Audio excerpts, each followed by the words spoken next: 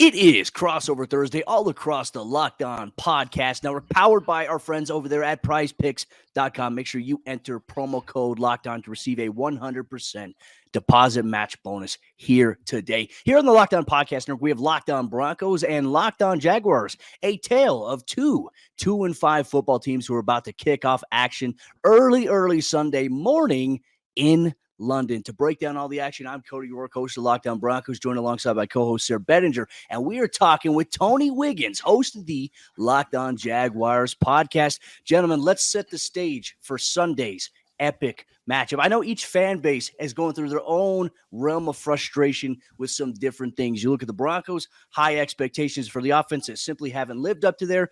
The Jaguars got off to a hot start, but have going through some ups and downs as a young team, but there is some promise that is there in Jacksonville. I can't wait to break it all down. So, Tony, I'm going to start off with you. From a Locked On Jaguars perspective, what is the biggest story for the Jacksonville Jaguars this week as they prepare for Sunday's game against the Denver Broncos? The biggest story is they're the best 2-5 team you've ever seen, and that does not matter to the fans because there is no column for close. It's win, loss, tie. It doesn't win. There's no win, loss, tie, close or almost, right? So they're still 2-5, and it just starts to feel like the same old headache again that, from the hangover, it is what we like to call it, from the past. But it is a little different. But the thing is they're starting to be consistently inconsistent, if I can say that. They're consistently inconsistent. Like, you don't know how they're going to lose. You know they're going to lose, but you know they're going to fight, and it's going to be close. But you know they're going to fall short. So the biggest story is, can they figure out a way to start learning how to win? And that's it. They got to figure out how to win. They almost got to be what their opponent last week was, like the Giants. Like, the Giants are 6-1, and it's like, you go, how? So the Jaguars are 2-5, and you're like, how? I'm serious. They lost last week with the ball on the half-foot line at the last play of the game to the Giants. And it's just crazy because they lost 2 weeks ago where they ran for over 200 yards on the ground, and Trevor Lawrence completed 90% of his passes, and they didn't have a turnover. So how would you lose a game like that? It's just like, man, they're just finding different ways to lose. And the thing is rather than to try to stop figuring out how to lose, here's what they got to do. They got to learn how to win. They got to learn how to figure out how to win these games like the 6-1 Giants have so far this season. I feel like you just described the Denver Broncos season. So maybe that's why both of these teams are 2-5 at this juncture. Now, obviously, some big news this week for the Jacksonville Jaguars. Leading up to this game, they did trade away James Robinson to the New York Jets, who the Denver Broncos just played. Obviously, he'll go over there and he'll fill in the role that Breece Hall had there. Is this more of an inclination that the Jaguars are really all in right now on Travis Etienne, and who's behind him that can maybe step up as well and contribute in the rushing attack here for Jacksonville? I saw the writing on the wall when JaMycal Hasty, who they picked up from the 49ers after cuts, when he started to get reps, like 4th-and-1 reps. He had a 4th-and-1 run. They went zero coverage in Indy trying to stop it, and he busted it out for 62 yards. I'm like, when did they decide that they were going to put JaMycal Hasty in the game when they have Travis Etienne and James Robinson? When did they decide on a critical 4th-and-1 that he was going to be the dude? And at that point, the light bulb went off.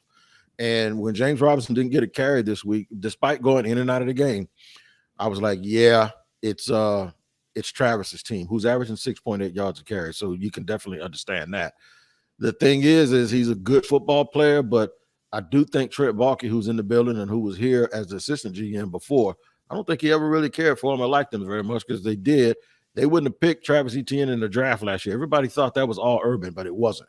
They wouldn't have picked Travis Etienne with the 18th overall pick, and they had a back who had just come off of an 1,100-yard season. It didn't make sense then, but it makes sense now. And they jettisoned him off to the Jets and got a conditional draft pick, which will probably end up a 5th rounder. Well, the Broncos will be taking on the Jacksonville Clemson Tigers here with Trevor Lawrence and Travis Etienne this upcoming Sunday. Shifting gears now, though, Sayre, from a Locked On Broncos perspective, what is the biggest story with this Denver Broncos football team as they prepare for the Jacksonville Jaguars this Sunday in London? Well, I think, Cody, it starts with who's going to be out there on the field on Sunday against the Jaguars, meaning is it going to be Russell Wilson at quarterback? And then afterwards, it's going to be who's on the team still when they get back to Denver, right? Meaning Nathaniel Hackett, the head coach. I mean, we're in kind of uncharted waters here as the Broncos travel to London for what everybody thought was going to be kind of an exciting time. Really both the Broncos and the Jaguars hoping to be much better this season than 2-5 at this point.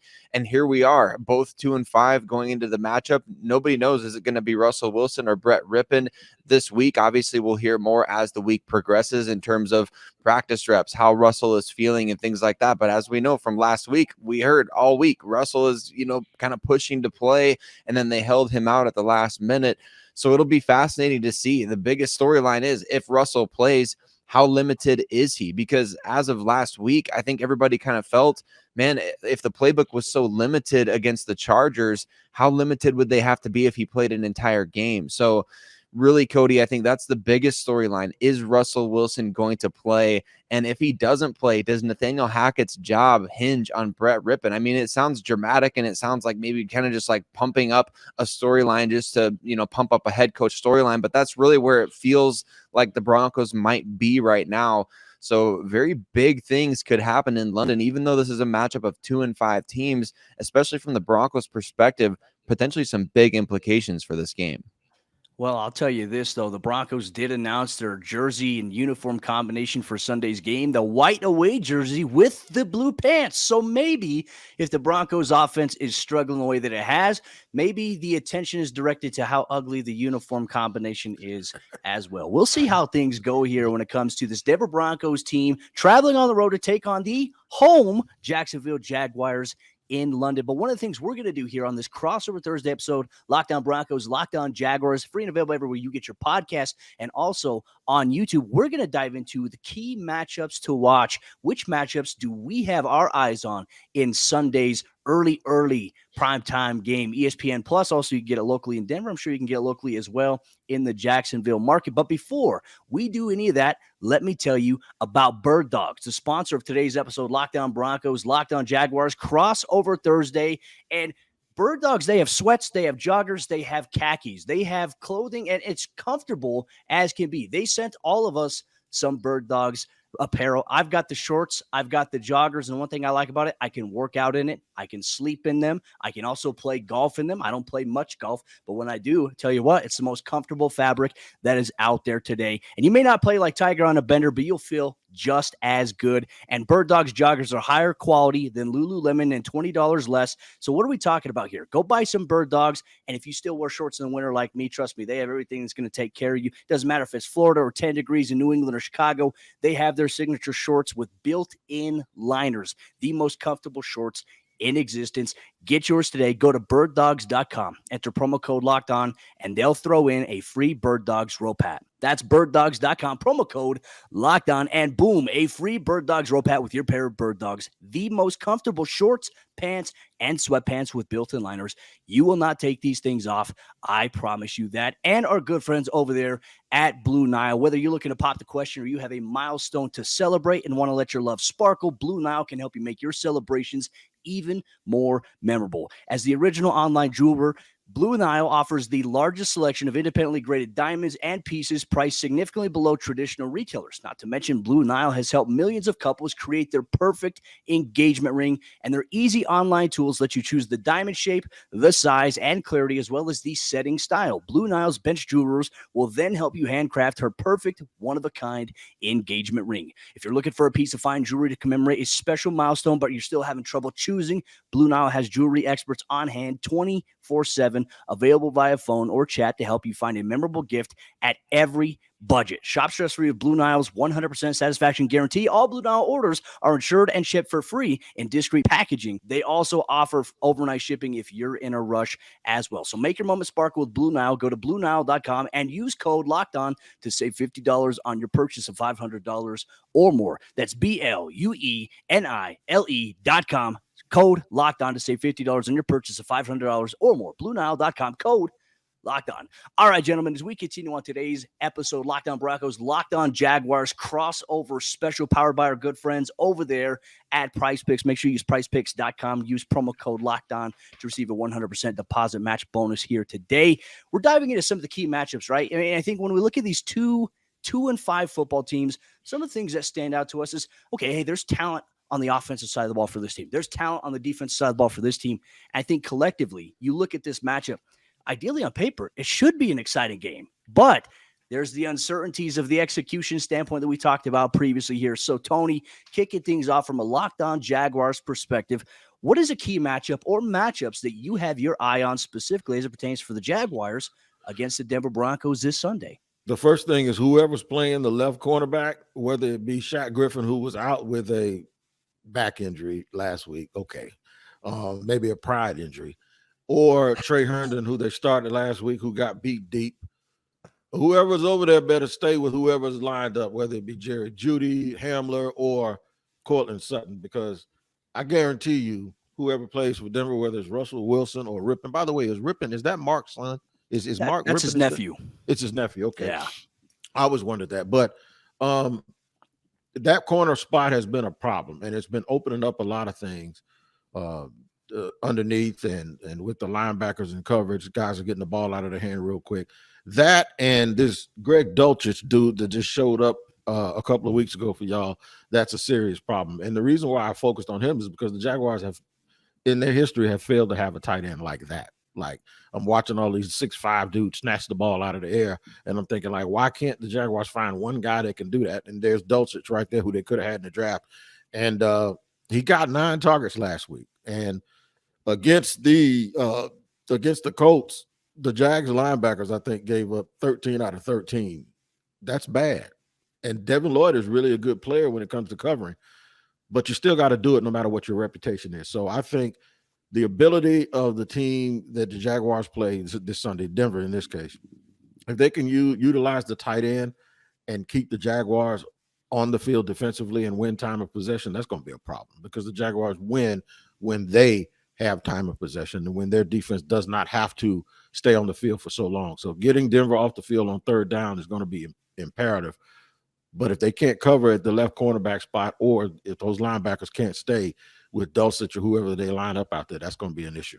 Well, everything that you said, too, just when he's mentioning some of these keys, like getting off the field on third down, time of possession, Denver's been winning those things, and they've still been losing, which has been so crazy to see. So it's like, this is the weirdest NFL season I think any of us have seen in quite some time, with just the overall parity. I mean, you have the top teams, and then you just have everybody else that's just trying to punch each other and trying to survive there. But it is what it is. And so, Tony, I like that perspective there for the Jacksonville Jaguars defense, which, looking at it, Travon Walker, I'm a huge fan. I think he's disruptive. I know that there were some questions initially, after the draft from some people, national pundits. Is he the right guy to be picked number 1 overall? And so far, hey, he's looking pretty good. Like, Aiden Hutchinson is good, but he is pretty dang good himself. Travon is very, very if you're looking just for stats, like sacks, I talk to a lot of coaches, man, and what a lot of coaches say, it's about pressure. It's not necessarily about sacks. So he's not really, ranked real high when it comes to pressure rates either. Right now, he depends on his power and his long arms. And when that doesn't work, he doesn't have a whole lot of other stuff. But one thing he does, man, is those running backs, even the ones who run away from him, they feel it. When he comes, it's almost like when he comes, he brings a sledgehammer with him. It's like he's punching them when he's tackling. So he's the type of dude that physically you just get sick of if you're on the other team, especially if you're one of those players. I guarantee you they go to the sideline and say, man, 44 got a sledgehammer, man, because he's violent. And I think when you get enough of those guys, eventually you'll start to see the individual effort and you'll start to see things. He's got 2 sacks and he's got an interception so far. He's been well worth the number 1 pick, though. Sayre, shifting gears now here from a Locked On Broncos perspective, what are some of the key matchups that you have your eye on specifically as it pertains to the Denver Broncos when they take on the Jacksonville Jaguars here this Sunday? Well, I think first and foremost, Cody, it's going to be, now that there's no James Robinson, and I know Tony mentioned that they'd kind of been phasing him out slowly, but it's the Travis Etienne show for the Jaguars. So how does the Broncos defense really defend against that? They've been a little susceptible against the run this season. Not that they've been bad against the run, but as the games have worn along, a lot of times the Broncos kind of get worn down in the running game. And so is that going to be a factor here? We also saw against the New York Jets, right? The big back-breaking play for the Denver defense was a 60-plus yard run from Breece Hall. So they've given up some plays and some games. Like Josh Jacobs had a game earlier this season against Denver. That seemed to be a get right for him for the whole season, apparently. But I think for the Broncos defense in this game, it's the same key as every game. Can you get the Jaguars to play into your strength, which is pass rush, pass defense? You've got to be able to stop Travis Etienne in order to get them to do that. Of course, Trevor Lawrence is going to be one of the better quarterbacks the Broncos have faced this season so far. But I think, Cody, for me, and Tony, from my perspective, that's where the Broncos' key lies in this game. We know offensively there's going to be some different things the Broncos have to do. We'll talk about that a little bit later on. But I think in terms of playing to the Broncos' strength right now, if they can stop the run, it keys everything else in terms of what Cody said, getting off the field on third down, playing time of possession. It starts with stopping the run, and the Broncos are going to have to do that at a high level in this game. Now we'll see if the offense can put up some points to take the pressure off the Broncos defense from having to be on the field for a majority of the game against Trevor Lawrence, Christian Kirk, and a guy like Travis Etienne. But if you're a Broncos fan or if you're a Jaguars fan, one of the things we're going to do coming up here in just a moment, we're going to talk about how these teams can win respectively on Sunday. But before we do that, let me tell you about SimpliSafe, the sponsor of today's crossover episode, Locked On Broncos, Locked On Jaguars, here on the Locked On Podcast Network. And SimpliSafe is clutch when you need it. So here's an analogy for you if you're a sports guy. When it comes to burglars, your home is like the end zone, and you need the absolute strongest defense that you can muster. And this is why I use and trust SimpliSafe Home Security. At SimpliSafe, your safety is the only thing that matters, and it's cutting-edge technology powered by 24/7 professional monitoring agents who always have your back, so you always know that your home is safe. With 24/7 professional monitoring, SimpliSafe's agents call you the moment a threat is detected and dispatch police or first responders in an emergency, even if you're not home or you can't be reached. SimpliSafe blankets your home in protection with advanced sensors for every room, window, and door. HD security cameras for inside and outside your home. Smarter ways to detect motion that only alert you when a threat is real. And even hazard sensors that instantly detect fires, floods, and other threats to your home. Our monitoring experts use proprietary advanced response technology to visually confirm when a break-in is real so you can get the highest priority police dispatch. So customize the perfect system for your home in just a few minutes at SimpliSafe.com/LockedOnNFL. Save 20% on your SimpliSafe security system when you sign up for an interactive monitoring plan and get your first month free. Visit SimpliSafe.com/LockedOnNFL to learn more. There's no safe like SimpliSafe. Continuing on with today's crossover episode here on the Locked On Podcast Network for Locked On Jaguars and Locked On Broncos, we've already analyzed and we've recapped the biggest story for each team. For the Jaguars, it's really, can the offense continue? Can they find rhythm? Can they find consistency? Can they find ways to win, as Tony has pointed out? For the Broncos, we all know, can the offense do anything at this point to help the defense out? That is a huge story. Some of the key matchups we also talked about involve the Broncos offense trying to get things going against the Jaguars defense, against Travon Walker and some of the pass rush elements, the linebackers, and not to mention the cornerbacks that the Jaguars have on the back end. But ultimately, it's going to boil down to one thing, gentlemen. How can these teams win? So, Tony, from a Locked On Jaguars perspective, if the Jaguars are going to improve to 3-5 on the season, what do they have to do to win? No turnovers and patience. You guys said the strength of Denver's team is their pass defense. I think Pat Surtain Jr., I think it's junior or the second or the third. He's all pro. And not far behind him, by the way, is Tyson Campbell for the Jaguars. But I think Pat Surtain Jr. is making himself one of the top three corners in the league. The Jaguars have to be really, really patient because Doug Peterson believes in throwing to score and running to win. And there's been a lot of dissension in the media and the fan base here about the fact that the reason why they didn't win games, they haven't won games, is because they throw too much. They averaged 6.8 yards a carry or 8 yards a carry the other day. They only had 15 rushes. And Trevor threw the ball 44 times. And the game ended at 4:37 in the afternoon on a 1 o'clock game. It's like when the ball is in the air, those incompletions, which they had 22 of them, that stops the clock. So when you look at the clock and you lost time of possession, you had 27 first downs, but you had the ball 9 minutes less than the other team. Both teams had 27 first downs with no turnovers but you lost time of possession by 9 minutes. The thing is he has to understand, and I'm sure he does. There's a way you can play how you want to play, or you can be stubborn, and then you do what you have to do. I think they have to really depend on the run. They have to use the short passing game, stay out of long down and distance situations, and don't play into the into the trap that Denver's going to set for you. And they want you to throw it, and you want to throw it. You have to hold yourself back and put a leash on yourself if you're Jacksonville, and really, really run the football and depend on your defense. Sayre, from a Locked On Broncos perspective, if Denver's going to win and also improve to 3-5 going into the bye week, I mean, what do they have to do at this point? Because it seems like every single week we've done a crossover, we've given the key, and they simply just can't do it.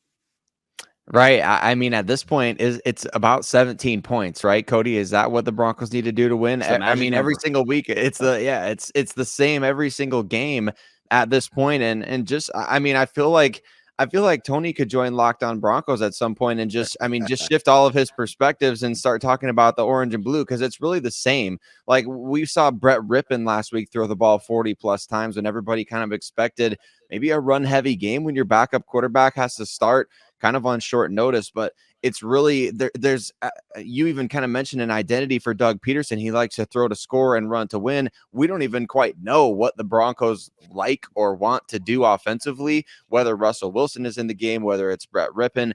I mean, offensively, it's really just an absolute mess for the Denver Broncos right now, and they need to do something to figure out a way to get it right, no matter who they're playing against. And this week, it's the Jaguars in London. You're playing in a very unfamiliar environment against an opponent that has some really fast young guys on defense that are hungry and are out there, like Tony said, with sledgehammers ready to just draw blood. So, I mean, the Broncos offense, that's the key to this game, to winning the game. That's the only way they're going to win is, I mean, we sarcastically say 17 points, but my goodness, I mean, what would we do if they scored 2 touchdowns in a game at this point, Cody? I don't know if Broncos country would spontaneously combust, or if you and I would just be like, we would have so much more to talk about. It's like we've been talking about 1 touchdown a week for the last however many weeks, if even 1 touchdown. So, I mean, all sarcasm aside, like that, the Broncos offense has to figure out a way to score the ball. You got to find a way to convert on 3rd downs and make those drives that you've been getting. Like Nathaniel Hackett says, the operation looks pretty good. And then you get into scoring range, or you get near midfield and things just stall, or you have a missed field goal, or I mean, all these different things. You got to find a way to score some points. And I mean, regardless of any shortcomings, or Brett Rippon, or whoever it is out there, they've got to find a way offensively to make a way. And that's it at this point. Otherwise, they're going to continue to lose games, and we're going to continue to see changes made in the organization.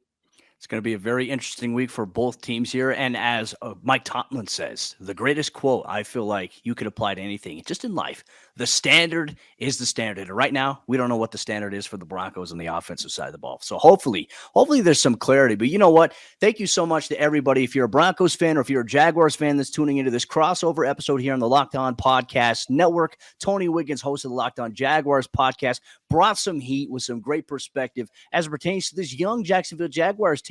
Sayre and I, we've discussed some of the dynamics between this young Broncos offense that just simply can't get out of their own way. All these things come to a head this Sunday, early morning, because they play in London. So hopefully, you wake up, you have a cup of coffee, you have a nice little breakfast ready, and then you can watch football, because guess what? You can watch the rest of the games afterward, the rest of the day, stress-free. We'll have you covered here on our respective podcasts. Whether you're a Broncos fan, listen to Locked On Broncos. Whether you're a Jaguars fan, make sure you're tuning in to Locked On Jaguars every single day for all the Jaguars and Broncos news, content coverage, and more that you need on your favorite audio podcasting platforms, or whether you watch on YouTube. Do us all a favor, hit that subscribe or that follow button so you never miss out on a day's worth of coverage from the team that you choose to root for every single day. We have you covered here, the Locked On Podcast Network.